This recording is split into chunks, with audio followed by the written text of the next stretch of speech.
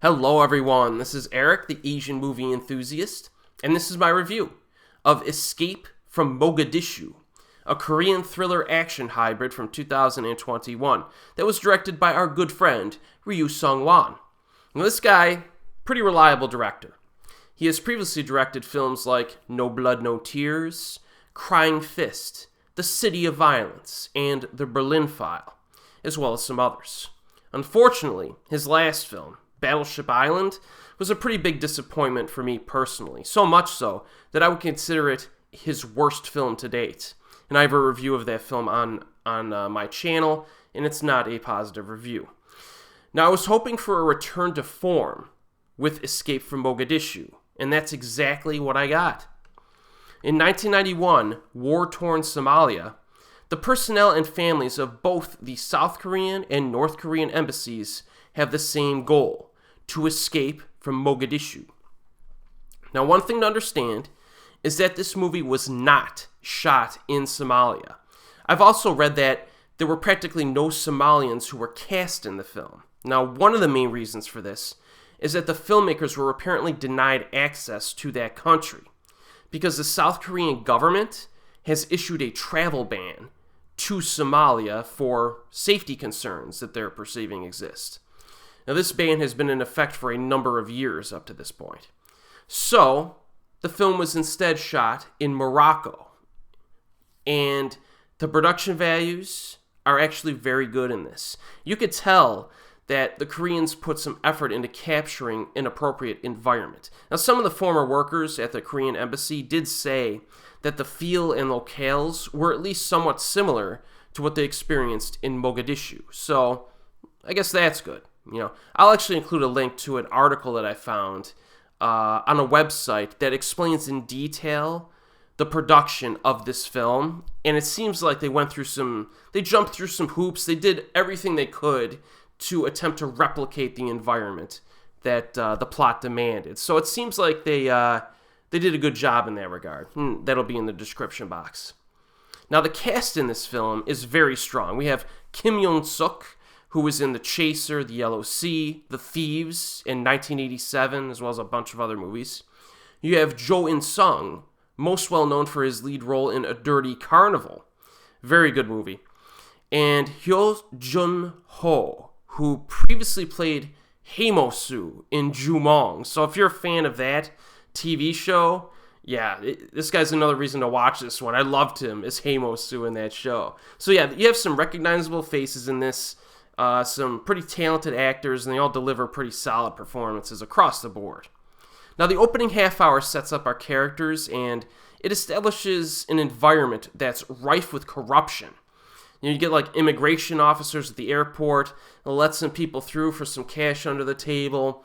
You get some advisors to politicians who are willing to alter their speech write-ups to benefit you if you allow their kids to go to college in your country on a free scholarship. Stuff like that. Stuff that happens all the time in real life, like in any country. And I kind of like that. It provided a kind of a realistic, groundwork for the stuff that's going on here.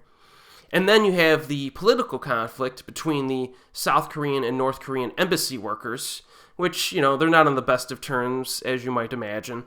And it does a pretty good job kind of setting things up and giving us a feel for our characters. Now, the Somalian conflicts start ramping up by about the 30-minute mark, all right? And a group of rebels attack this particular area with the purpose of rescuing certain leaders who were arrested by the government. Some other events further escalate the conflict until it just erupts and just spirals out of control. And after that happens, the escape commences. And one of the main goals, or actually the final goal of our protagonist, is to secure a safe plane flight out of the country. Basically to anywhere that's remotely safe. Like, that's their goal. But given the current circumstances, that's going to be a bit difficult.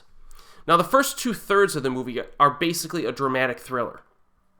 Much of the film is spent with our characters interacting with each other, kind of moving around at nighttime, holed up in certain buildings, attempting to kind of avoid the rebel soldiers until they can escape.